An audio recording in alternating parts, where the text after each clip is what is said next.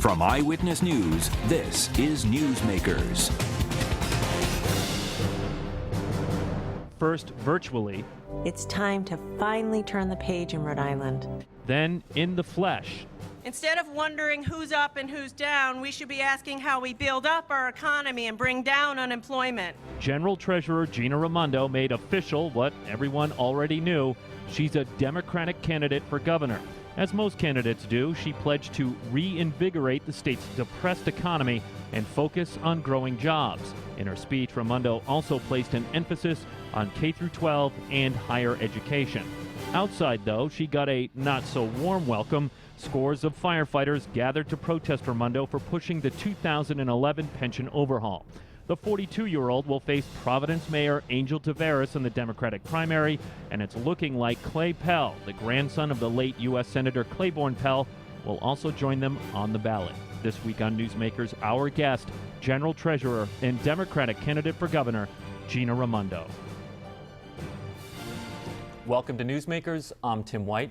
Joining me on the program, WPRI.com reporter Ted Nesi. Treasurer, welcome back. It's good to have you on the show. Yeah, thanks for having me. Happy New Year. Happy New Year. You've officially announced, so now I can ask you, you want to be governor. Why?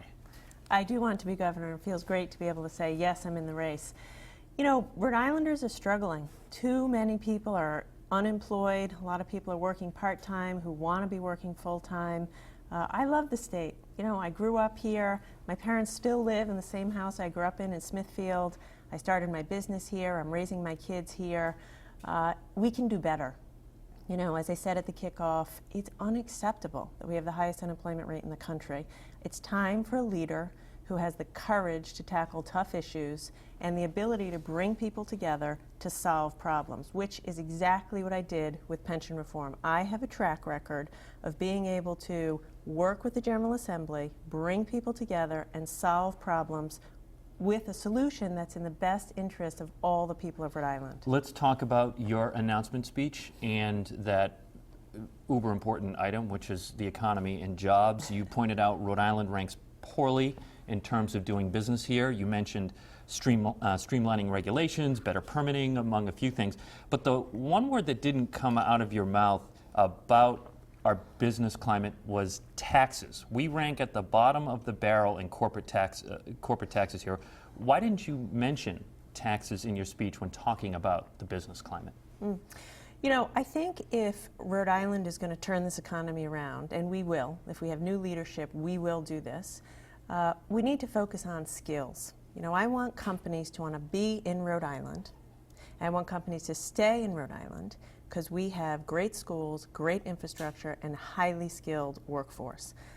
Taxes are a tough issue. You know, I think too often politicians, that's their first go-to. Let's raise taxes. Let's raise taxes, and that allows them to avoid tough choices. So I will do that as a last resort. I think Rhode Island has a problem with property taxes. You know, the average Rhode Islander is struggling to pay their property taxes. I have a lot of friends who say, I can pay my mortgage, but the taxes are really hurting me. So again, I think what you've seen from me is a willingness and ability and courage to take on the tough issues, to do some restructuring, to avoid painful tax increases, and that's what you'll continue to get from me. Should we lower our corporate tax rate? I don't know. You know, I know the governor has supported that, and I applaud his effort for saying we need businesses here. You know, we have companies here, we need them to stay here and expand here. With taxes, I'll approach it the same way I did with pensions. Get in there and look at the whole picture. I do think it's very dangerous to look at just one piece of the tax equation, you know, just corporate, just sales tax. The question is, we need money from taxes so we can invest in our future, invest in, you know, schools and infrastructure and job training. We need a fair tax structure so families can afford it, and we need to be competitive. You know, we can't be out of line with our neighbors. And so I will do what I did with pensions, take a broad look at the whole thing and make recommendations to achieve those goals. Ken Block, a Republican candidate for governor, after hearing your proposals, which included investing more in education, repairing bridges, accused you of backing, quote, an expansion of unsustainable tax and spend liberalism, and he said your, quote, new spending programs could bankrupt the state. What's your response to that? Yeah. You know, I did read that. Mr. Block and I just disagree about the role of government. You know, I've been very blessed. This state has given me a lot of opportunity. I took the RIPTA bus to school. My grandpa learned how to speak English in the Providence Public Library because it was open late at night. My kids go to public school. I believe there's a role for government to play to level the playing field and give people opportunity. I mean, I wouldn't be where I am if my dad didn't go to college on the GI Bill. But isn't Block's point that those things might be great, but Rhode Island just can't afford them? That we have an $8.5 billion budget and a pretty weak economy, and there's just not a lot of new money to throw into anything. In fact, we might be needing to spend less money. You know, again, I disagree. If we're going to get out of this mess that we're in, Rhode Island is stuck. Every time I go to Boston, I get sick to my stomach. I see cranes in the sky. I see people working. We're stuck. We need to invest. We have some of the worst roads and bridges in the country. No business is going to want to be here if our infrastructure is crumbling. Our school buildings are falling apart. We can't teach our children skills for 21st century in buildings with technology from the 30s and 40s. So, you know, why did we do pension reform? We did pension reform to save people's pensions, but it saved $4 billion.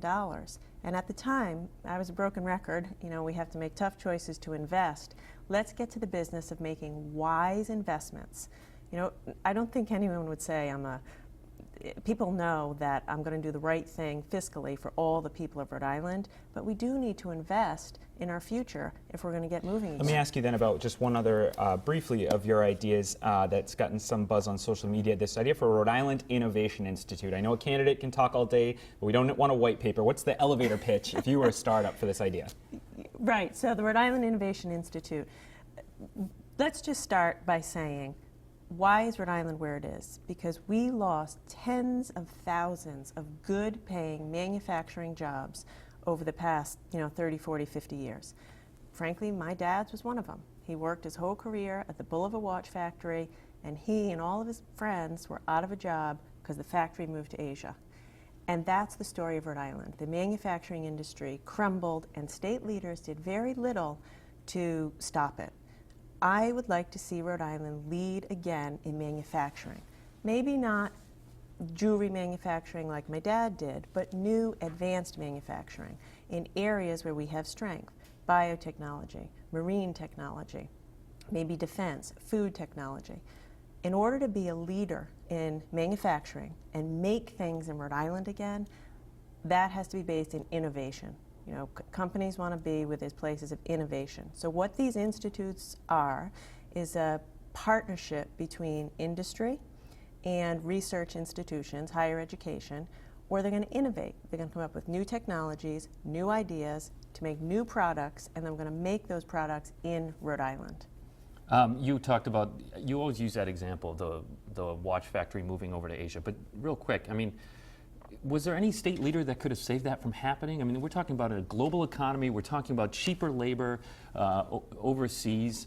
I know you like to use that example, but is that really fair to say that? Could you have saved Bolivar from going over to Probably Asia? not. Okay. No, but it's what I'm saying. I think those manufacturing jobs, which were, lower technology jobs, those are in Asia now. And that's why I say I'm not sure those jobs will ever come back. But new manufacturing, one of the companies I was involved with creating when I ran my business was a medical device company in Providence called NABSIS.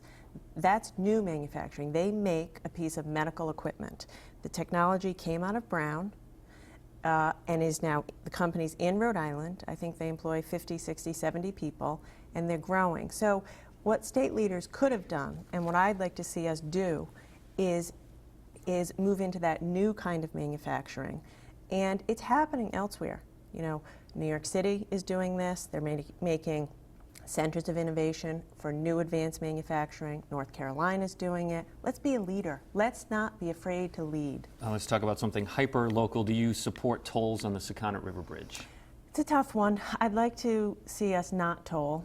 I think that the toll on that bridge sort of disproportionately hurts the people in the East Bay, and I'd like to try to find a way to avoid it. One of the things I'm calling for, and I will do as governor, is put in place a funding formula to maintain our roads and bridges. I mean, the problem with that, like so many things in Rhode Island, Akin is to the school funding formula, you use it for correct, transportation. correct, exactly, for maintenance. Because, you know, what do we see so often, time and time again? One-off deals. You know, we put a bridge up with no plan to fund the maintenance. We build a new thing with no plan to fund the maintenance. So I'd like to see us have a sustainable, steady funding formula for school buildings, for maintenance of roads and bridges, so that this never happens again. So we have, you know, a predictable, sustainable funding formula to fund these infrastructure projects. Your opponent, Angel Taveras, pushing the Democratic primary candidates to sign a so-called People's Pledge, like Elizabeth Warren and Scott Brown did in their Massachusetts race. It would, in theory, limit outside spending in the campaign. You tweeted your support for the idea this week, but you haven't signed the one Angel Taveras has signed, and your campaign said you have concerns about how it's currently written. So what do you want to see changed from what's on paper that he thinks should be done? Yeah. First of all, I'd love to sign it. You know, this week we was the anniversary of Citizens United, which was a disastrous decision.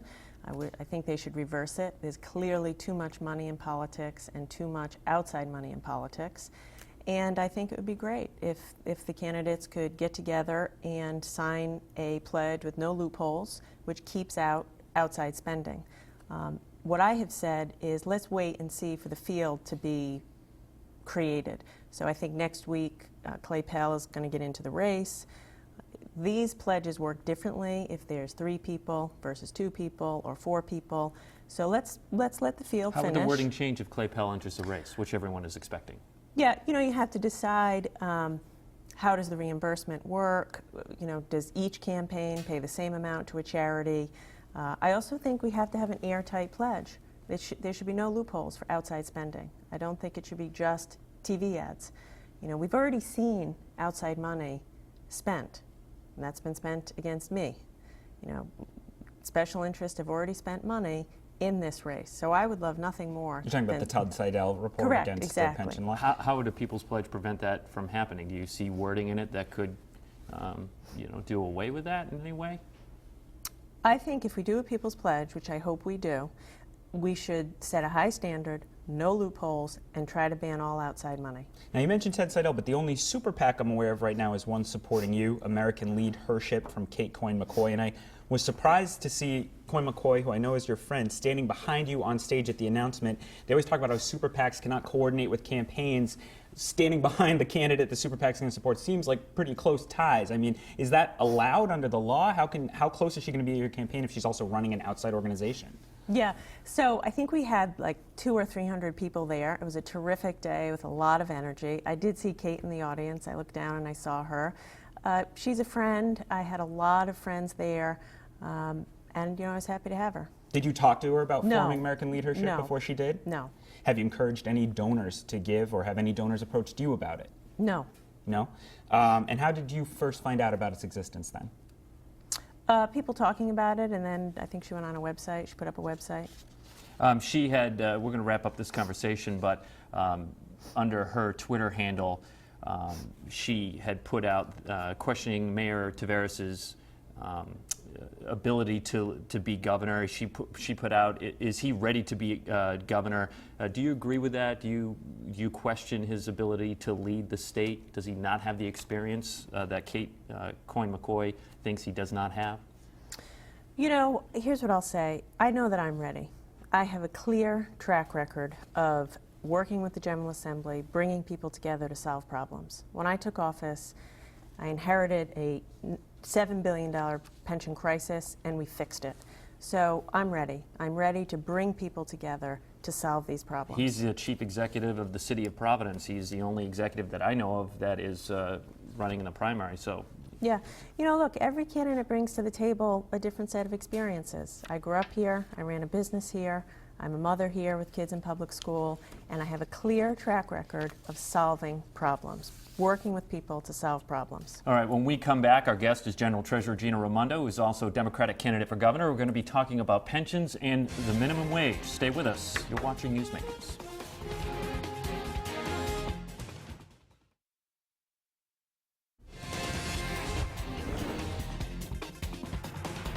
Welcome back to Newsmakers. I'm Tim White. To my right, WPRI.com reporter Ted Nesi, and our guest is General Treasurer Gina Raimondo, who's also a Democratic candidate for governor.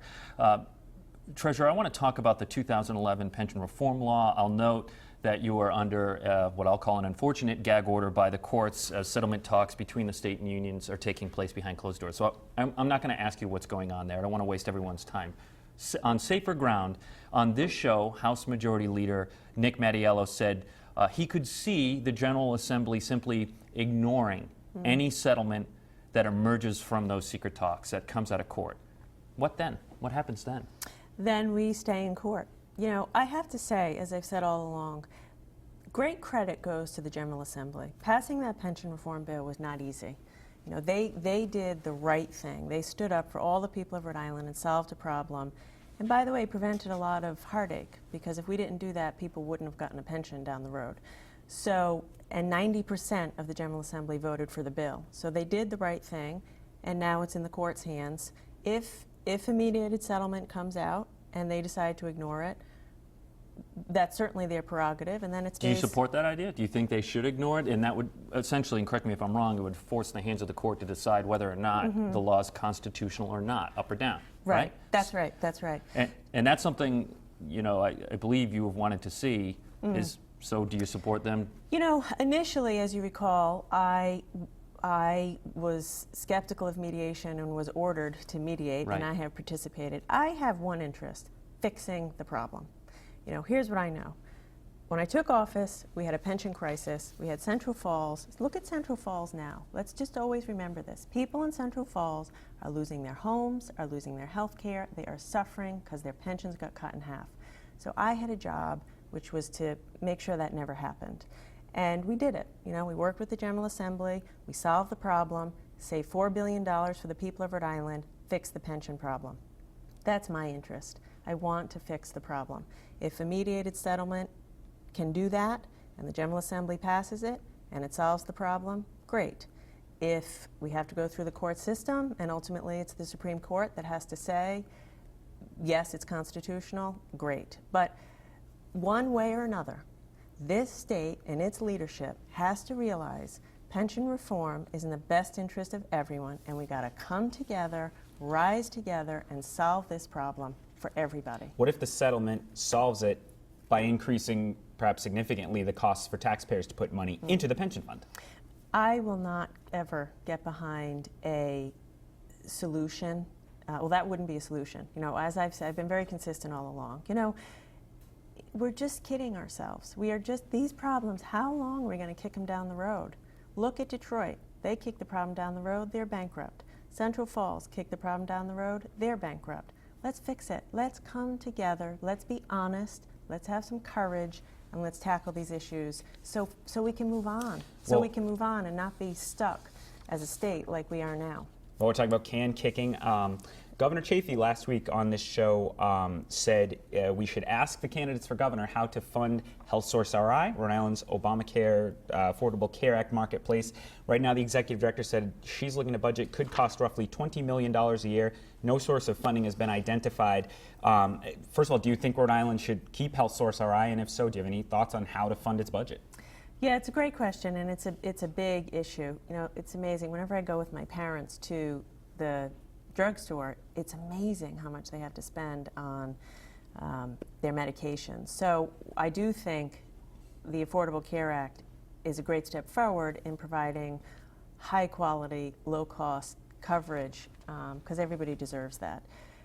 Rhode Island's doing a good job. You know, as I understand it, the Healthsource rollout has been successful. Thousands of people have signed up. I don't think we should give it back to the federal government. Their rollout was less than successful. So I think, you know, hats off to the executive director for making this happen. I was on my kickoff day, I did a tour of some of the small businesses in the Hope Artiste Village, and I met a woman, and she said, Obamacare is keeping me alive. You know, she had a pre-existing condition. She went on Healthsource. She got coverage. So we have to make sure that it works. Having said that, I don't have a good answer for you. You know, it's expensive. I worry about that. We have to find a way that's affordable for the state and fair to keep it funded.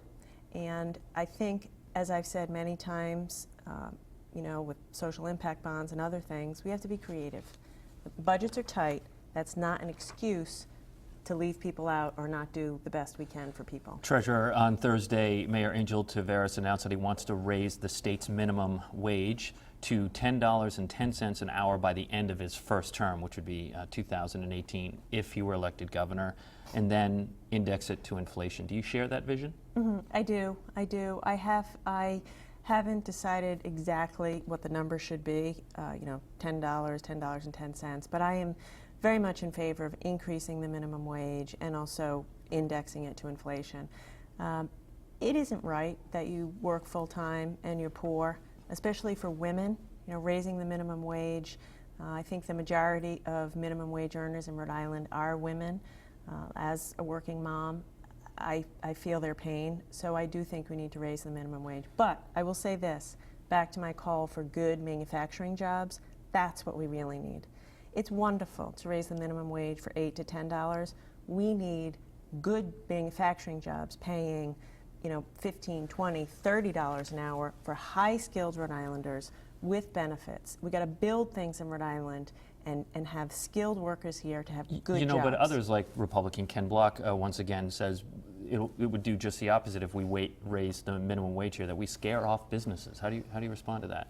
I don't agree with that, and that's been shown not to be true in other states. A number of other states have risen the minimum wage, and there hasn't been that experience. In fact, some big the majority of companies that do minimum wage are big companies, Walmart, McDonald's. They can afford it, and they've done it in other states, and it hasn't been shown to reduce unemployment. You support employment. You support granting driver's licenses to undocumented immigrants. Your opponent, Angel Taveras, has said he's not sure if that's something we should support, and he himself is in the Latino community where that's a very big concern. Why are you supporting that? Some of the opponents say it encourages people to break the law. I disagree. This is an example where I think we need strong leadership in Rhode Island. I understand that there are those who politically disagree with me. It's the right thing to do, and here's why. It's a public safety issue. Again, look at other states where they've allowed licenses for undocumented people, fewer car accidents, lower insurance premiums for everybody. People need to get to work, people need to get their kids to school, people need to get around. Let's let them do it safely. I will say, I agree that we need the federal government to take action and have comprehensive immigration reform. The federal government needs to do that. Congress needs to get out of its way and fix that problem. As the governor, I'm not going to wait for the federal government to solve problems in Rhode Island. In this case, there's no federal DMV. Let's lead in Rhode Island. Let's keep the people in Rhode Island safe. Let's let them get safely to work, and let's take some action. Well, it's going to hit up, as we come near the end of the show, a couple of quick things here. Governor Chafee is considering appointing his director of administration, his right-hand man, his top advisor, Richard Leach, to a judgeship. Do you think that's appropriate? I think that we'll let the process see. He'll have to go through the process. The question is he qualified? And, we'll let the Senate but a lot of people figure think that the out. process is just one to hand out, political favoritism. We have the former Senate President, Joe Montalbano, is a judge now. We could list off Brian Stern, who worked for the former Governor Kachiri. Are you satisfied with the way judges are picked? It's a great question, and as I've said, it's time for a new day in Rhode Island. And what you point out, there's no place for patronage. There's no place. I'm not saying that's what's happening here. I think Richard is qualified and whatnot. But in my administration as treasurer, I've been very clear. We have one goal: results. Make government work and deliver results for the people of Rhode Island. That means getting the best people in these jobs and holding them accountable. And if we do that throughout state government, bring new people into the equation, and bring new ideas and have new leadership, we're going to turn this place around. Less than a minute left. Do you support the graduation requirement tying passing NECAP to getting your diploma? With less than a minute left, I support standards for How about that one? graduation. There's many issues with that one, and we're moving to the Common Core with a park assessment. Here's what I think. Public education, I have 2 kids in public school, so this is personal for me. The key to success and opportunity is teaching kids skills for the 21st century. We can't lower the standards. We have to treat teachers like professionals and give them support and autonomy, and we have to keep our standards high, and let's do this. Let's pull everybody together to make our education system work so we can rise together. Treasurer Gina Raimondo, candidate for governor, Democrat, thank you very much for joining us on the program. Thanks. If you missed any of it, it's online, WPRI.com. It's under the on-air section, under obviously Newsmakers. So be sure to watch it there. I want to thank Ted Nisi and again Gina Raimondo. We'll see you next week on Newsmakers.